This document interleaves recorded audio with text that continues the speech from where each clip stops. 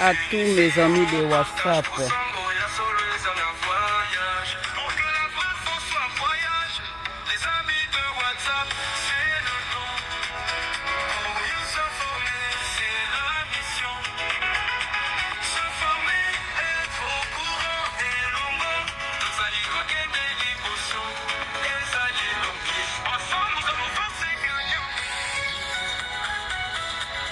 À tous mes amis de WhatsApp, je vous love. Aimez, likez, partagez.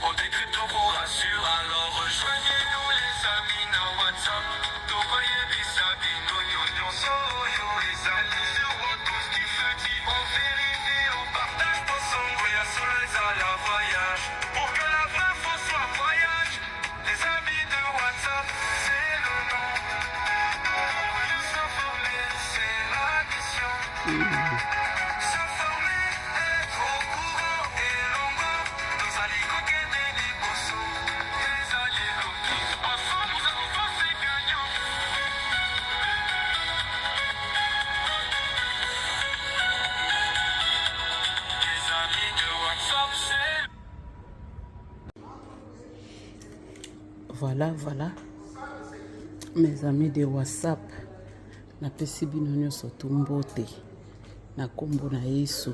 Kandingi tolobaka aimer, liker et partager et osala biso nyonso to bien malamu mingi koleka. Nga wana na bino tozobima. Lelo toye lisusu kolobela likambo ya bavoix.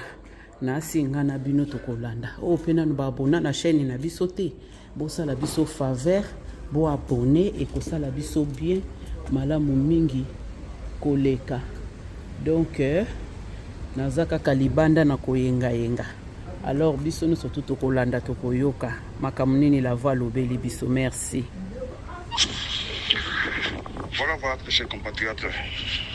Bonjour à tous. C'est votre frère La Voix qui éveille et qui libère la conscience congolaise. Aujourd'hui, c'est le 15 juin 2026. Le lundi, presque 12h20. Je suis quelque part pour annoncer des nouvelles, pour éveiller cette conscience-là que j'appellerais la conscience congolaise. Quand on tolobaka, tolingi mboka, fototika bilembo ya mboka. Quand on tolobaka, si ta chemise est sale, c'est pas la chemise qui est sale, c'est toi qui es sale. Quand on tolobaka, qu'est-ce que nous allons léguer à nos enfants dans le pays, si beau pays comme la RDC? Quand on tolobaka, si ta chemise est sale, c'est pas la chemise qui est sale, c'est toi qui es sale. Je me remets à profiter pour souhaiter bon anniversaire à mon président Fachi Béton. Que le bonheur vous accompagne et la sagesse soit augmentée comme la Bible nous dit. Donner aux sages, il deviendra plus sage. Et puis instruire les justes, ce juste-là va augmenter son savoir. Mais ce qui est un peu intriguant, dans mon anniversaire, ce n'est pas vraiment refusé de fêter l'anniversaire. Mais ce qui est vraiment...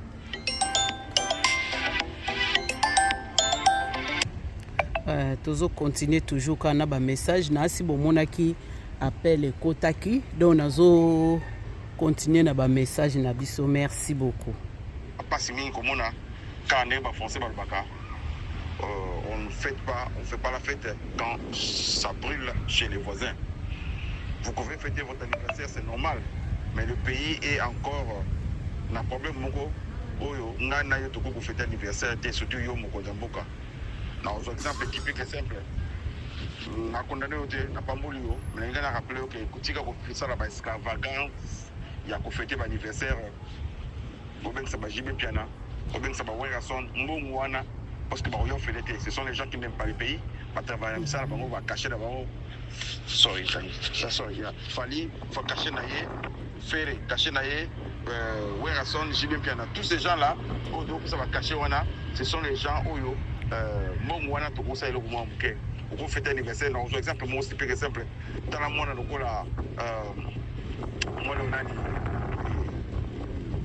comment il s'appelle? Ibrahim Traoré. tu vois mon anniversaire a été. Tout le monde sait date de naissance. Matiko fait des points que pays est à mon boulot. Total les blamba zolata, azolata blamba ba soldat créé pour na kola ça que na lingimbo ka ngai. Praise. Ba conseil na yo, ba so fait ce conseil bien mais ba so même na li boulot ko sanate.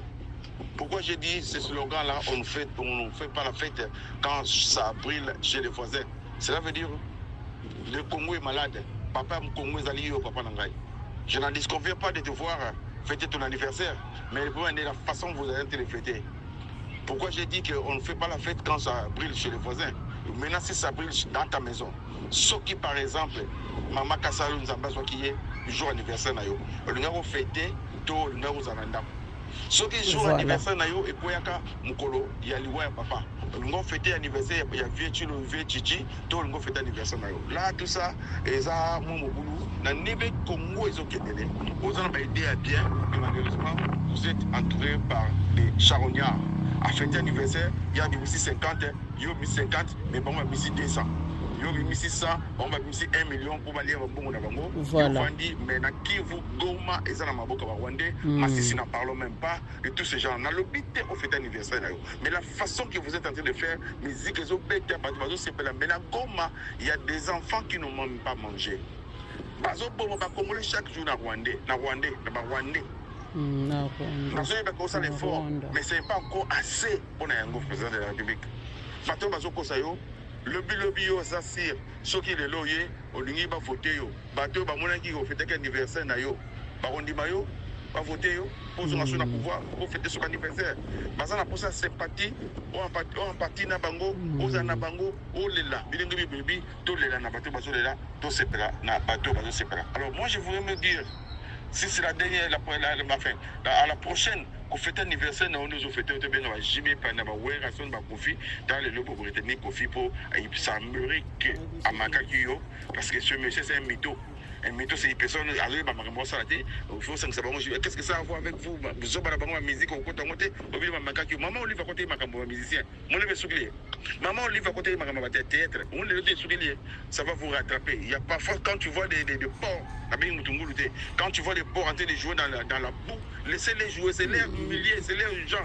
Vous allez voir, Moni, Moloko Bengbaliaye, na Léopard, il y a un côté Magamouana, n'a pas de solo. Léopard est chrétien, Moloko pas chrétien. Léopard est à la Nimbologalia, Malmoko Moloko, Tabaché, Manzaka Finaye, à Kangimi Sinzamba, s'il te plaît. Ça là que Léopard Azala Makansa Mangate parce que la Bible dit ne tuez point, dans le 10e commandement.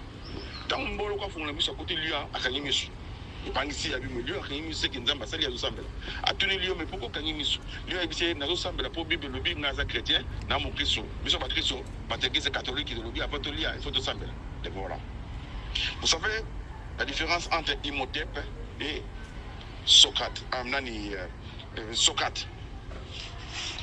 On nous a appris. Par les Européens, les Occidentaux, les gens qui sont venus nous, pas, comment dirais-je, pas nous civiliser, coloniser. Parce que l'Afrique était déjà civilisée parce qu'il y avait des royaumes. Je m'arrête là. Imhotep, entre Imhotep et Hippocrate, Baron Balé, c'est la différence il y a 2000 ans. Imhotep, c'était un savant. Il était un savant. Imhotep, il était un docteur, le père de la médecine. Mais Yibi Mayele Naye, parce qu'on a Grèce, parce que Hippocrate, il y a un serment d'Hippocrate, serment d'Hippocrate pour les médecins. Le père de la médecine. Il n'a jamais. Tout ce que ces gens-là sont en train de faire, c'est du faussisme. La mathématique est en Afrique, la chimie est en Afrique. Nous avons la différence dans le Tonga, pyramide, ça fait combien de mille ans? Mais le loup, oui, par pourquoi Sphinx, aux en Égypte, et même il y a pyramide, Gizeh, parce que c'était Napoléon. Dans laquelle l'Afrique a coûté, vous savez tous, tout à Kamo, les blancs là, ce sont les gens de couleur là que vous voyez en Égypte, ce sont les Arabes, l'Afrique était l'Afrique noire. Alors, quand comment il s'appelle Napoléon Monique noir peut dire mutoza na zolo na sphinx kazaka zoto ya lion mutu zolo ya noir ils ont vimba loko na zola kali babi non nous ko sala côté tout qu'on débattre ya mitambo ya moso qui en Égypte au monde zolo ya sphinx voilà ils ont dynamité donc faut savoir la différence là entre Imhotep et Hippocrate. On a ça que c'est d'Hippocrate, c'est-à-dire qu'un médecin ne peut jamais divulguer les secrets d'un patient plutôt. Or, le premier médecin au monde, savant au monde, noir, c'était Imhotep. Je te dis, je n'ai pas tout un camo, donc il en est au Québec. Bref, je vais vous dire une chose, président de la République. Bon, maman, tu m'as t'as la paix présent en passé. Je n'en disconviens pas, ceux qui osent fêter mon anniversaire. Mais fêtons, moi, mettre un peu de l'eau dans le vin. Moi, je dis, mettre un peu de l'eau dans Tchibougou. Le Tchibougou, Massanga Balouba. Ben, mon Tchibougou, pour Massanga Massango. Tu as un peu mouqué pour plus avoir coup d'idée. Tu as un côté pour fitter, il est quoi, et comment, Mito, amener Massanga. Oh, vraiment, il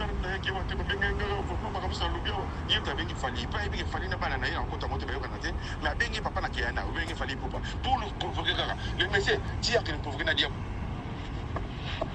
Alors, président de la République, j'interviens encore en tant que l'homme qui éveille la conscience congolaise. Vous n'avez pas le temps, vous avez beaucoup de chats à fouetter. L'anniversaire, ça reste, c'est toujours ça viendra. Mais pour le moment, on n'a pas le temps de fêter l'anniversaire. C'est comme le moustiquaire, les trois gens là. Nous mourons ensemble, nous vivons ensemble, pas comme les rebelles. Pour le moment, nous devons fêter ensemble, nous devons pleurer ensemble. Non, nous n'avons pas le temps de pleurer. Parce que le pays est en boîte. Papa. Voilà.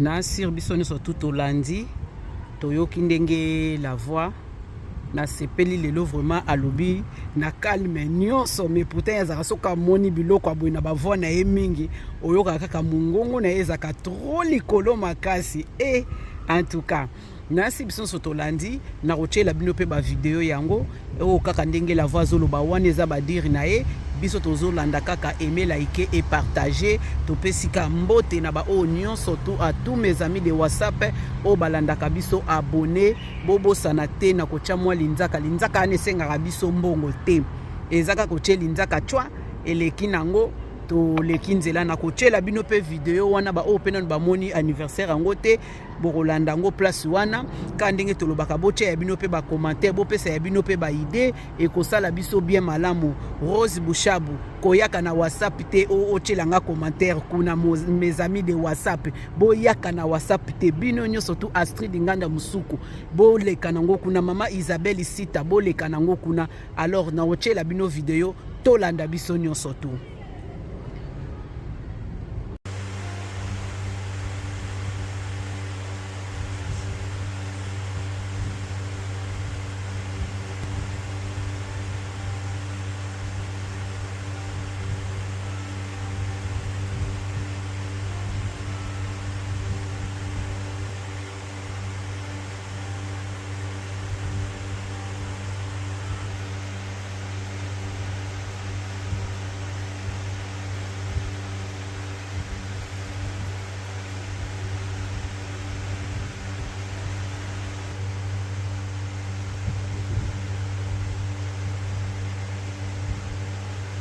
Voilà, tout le monde a vu son anniversaire. Il y a le président de la République, Fachi Béton.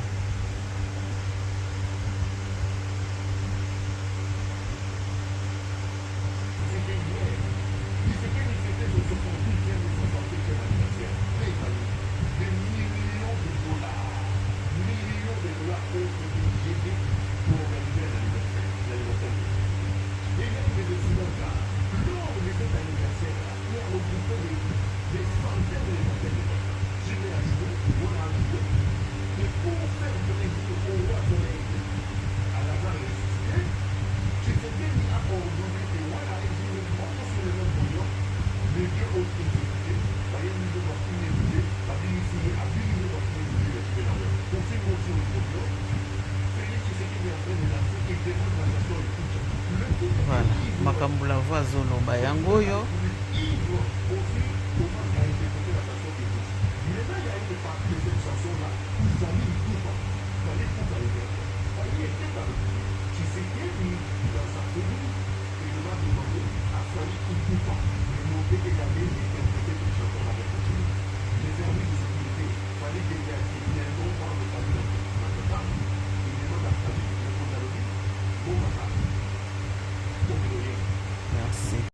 Voilà faci biloko tozoloba yango oyo ndeko na biso oyo tomona na biso oyo ya mwasi banda babandi kolukela ye mbongo mpona cancer basala ye opération ata kokufa mais quand même tomona volonté wana posa wana oyo nazozongo kaka na laquelle boule donc banda bandi kosenga nayebi te soki boza na motema wana bozomona yango to bozomona te eza na bato mosusu bakokoza na maladi ya bafièvre banini oyo mama la fille diaspora oyo bino bonegligeaka bozoboya kopesa double identité diaspora na nde mutu eza kosunga bato ba maladi ebele na Congo wana pourquoi pas ntango botali boye bozwa a charge ya mutu wana prise en charge po boyede ye ata kokufa me amonake nazalaki na mboka na ngai bayedaki ngai makambo la voix aza koloba yango oyo au fur et à mesure yozosala baanniversaire bato wana bazosala planning ya baanniversaire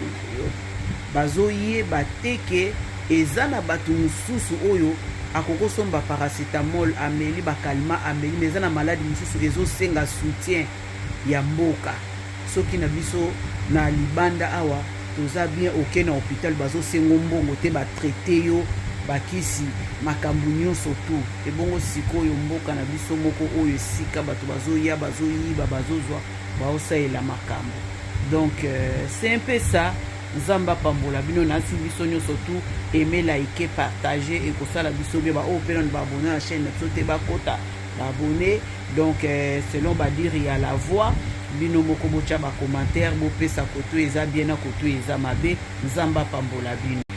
Voilà biloko tozoloba yango oyo faci beton soki ozozwa temps talaka babiloko ya kosala mpona koyede peuple na yo yango oyo tozomona biso nyonso tu tozolakisa yango na ndenge ya mabe te me na ndenge kaka ke conscience na yo eyeba tozosala mosusu talaka parceke batunu ya communication batalaka biloko oyo nyonso tu na place basepela balia bamela babina bazwa banini na bango biloko bakoki kosalela biso yango oyo bakei basali yango jour ya anniversaire no ezali moko ya baporte oyo nzambe atikaka mpe motu awumela ebele na mokili badon yango wana na place opesa don epai ya motu moko boye bato ya bamaladi baza na posa na bino. Merci beaucoup.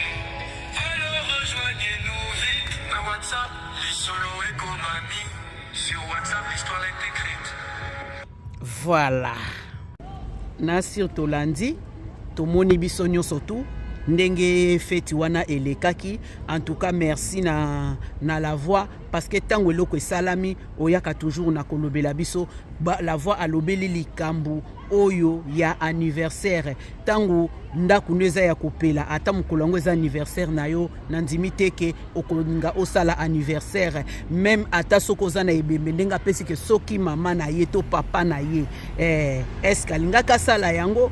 En tout cas président de la république toza di ker na yo mais biloko mosusu en dose lembisaka ekosala biso pe bien malamu mingi biso bato yo tozo sepela tozo linga musala ozo salela biso na mboka bato ebele nazalaki na ba mama bisika moko boya en tout cas bakumisaki yo ebele mingi koleka ekosala pe malamu biloko mususu salango ata cachette ke bato ba mona te oche kofi tala kofi aki koluka problème kuna donc soki eluka ki problème te ngai to yeba pété donc ba président soto ba leka to moni ba bandai kosala ngo kosala makambo matala na te lokola oli Yves Lembe akanisika akaza na parti moko ya mukende po asala makambo. Alors merci tozo continuer na biso na moni lelo la voix lobi na yemingi te na cheli bino lisusu to continuer pe to suka. Soki lelo vraiment ndenge oza wana mwasi na yo akoti hôpital, est-ce qu'on refait anniversaire? Soki ndenge oza wana Anthony azwi problème mo grave aza na coma, est-ce qu'on fait anniversaire na yo? Na ndimi te. L'anniversaire olingo te yaka. Mais savez, vous devez savoir une chose. Au fur et à mesure nous fêtons nos anniversaires, nous sommes en train de grandir. Cela veut dire l'âge avance. Donc, vouloir ou pas, l'anniversaire restera toujours là. Mais le problème est quoi? Toute une situation où il y a fêter l'anniversaire. Peuple et ont souffrir. Peuple et ont comment. Au gros, fêter l'anniversaire, tu vas y aller dans le mois, la journée d'enfant, on peut s'y montrer nos fleurs. C'est comme si, je dis bien, c'est comme si je mets un peuple en garde. Est-ce que le peuple en qui va se prendre? Le peuple en est de va se prendre. Anniversaire, mon nom est pas si bien peine. Par raison, n'a pas exemple, il y a les Kinayo, Ibrahim Traoré. Les gars, on tombe la boca. Est-ce que ça on est peut-être anniversaire?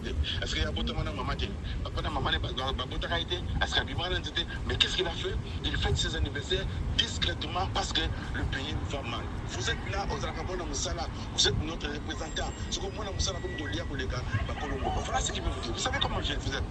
Quand vous faites quelque chose de bon, je vous dirai automatiquement, président, ce que vous avez fait, c'est bien et bon. Mais cette fois-ci, il faut me mettre des arts. S'il vous plaît, faites anniversaire, c'est comme si rien n'était. Il y a un peu simplement simple. On a un jour anniversaire, Anthony Azanakoma. On a un jour anniversaire, Madame Azanakoma. Est-ce que vous fêtez anniversaire, voilà ce que je vais vous dire aujourd'hui. Alors, que Dieu bénisse les Congolais qui vous modèlent sur l'excellence. Vous savez comment je vous aime. C'était votre frère, la voix qui éveille et qui libère la conscience congolaise. D'ailleurs, ça va? La voix zapeka mutamakambo pardon Atuni Daniel Bumba, ça va en tout cas kaka ndenge lobaka aimer liker et partager en tout cas na suka pe ko seka et ça la ka bien pe malamu mingi koleka na suka awa na kochela bino toboyi na biso te ke mokonzi ya mboka a fêté anniversaire na ye toza pe contre na yango te mais tant que ndaku na biso ekwei en tout cas na ndimi te ke tokolinga to fêté tant que toza na makambo tokolinga te to fêté na moni na linga la facile ou bien na quel boule magasin na moni ke eza na mwana mwasi moko wana banda kosenga azolela est-ce que président Mama Denise batalaka to batalaka yango te biloko kosala nde yango na ba jour anniversaire ça sert à rien au fur et à mesure yozo kanisa obakisi ozo sepela pour anniversaire na ozo poussa na pe kasiko pembe na ko ya ko kende te wakati bozo ngabala mikete bozo poussa na pembe na ko kende mais ça là badon kende ata na ba hôpital bimisa bato baza na ba maladie mwana mwasi wana mona ka mikolo nyoso quel boule alakisaka ye bazoluka mbongo pona opération na ye bomona rato bomona raté na kochela bino ngo bino moko bo juger to lobi ngo bien toza contre anniversaire na été donc to yini pe anniversaire na été mais na babilo comme sous OK journée anniversaire nanga na kende pa ya mwana mwasi na balakisaki to zwa prise en charge na ça la bien te to ça la mabe merci la voix ngala tchaka na ka ba pipi na mungwa na makambo yo ya kanango soki yo po lobi te ngape na toucher côté wana te mais kozala bien mukolo mususu la voix tomona yo omekana nupe kolobela biso mwa muke makambo mboka topesi libota nyonso tu ya mes amis de WhatsApp bambote pe ba bisou na bino alors nzambe apambola bino bo partager massivement et kosala mes amis de WhatsApp bien parce que YouTube amesana kaka na partage ba commentaire nyonso tu wana esalaka bien Papa Noël obungi mikolo yo toza na posa na yo toza na posa no makambo ezoleka toza na posa na yo merci beaucoup au revoir makambo tozoloba yango yo Fachi Beton na place au sala ba anniversaire ka ndenge la voix koloba eza na bato o bazo souffrir makasi mingi na mboka na biso wana toza na ndeko na biso quel boule alakisaka ngo donc oza na ba Patrick Mouya ya pona communication tanga mone loko bavoka yango epa na yo na place bokende bolia bomela bapekisi bino te biloko kosalela biso yango yo okebo aider ata kokufa na ye mais bamoni ke mokonzi ya mboka asoutenaki to mama Denise asoutenaki motu na ye. Merci beaucoup. Tozo continuer kaka na ba vidéo. Que son âme repose en paix. Notre frère oyo abandaki kolela bandaka la pona bakata ye lokolo membongo ezalaki te. Merci beaucoup. Misala ya kosala yango oyo na place ya kokende kosala ba anniversaire aminene kopesa bakofi bambongo na. Donc là c'est ça tomoni oyo ezaka koseka. Donc mwana mwasi oyo avandaka na kati ya nzete batindi ye akota mpe na nzete na ye alakisa bango ndenge nini akotaka na kati ya nzete ye wana ntango lavo aza koloba nzambe abatela faci aprotege ye omoni makambo. Merci.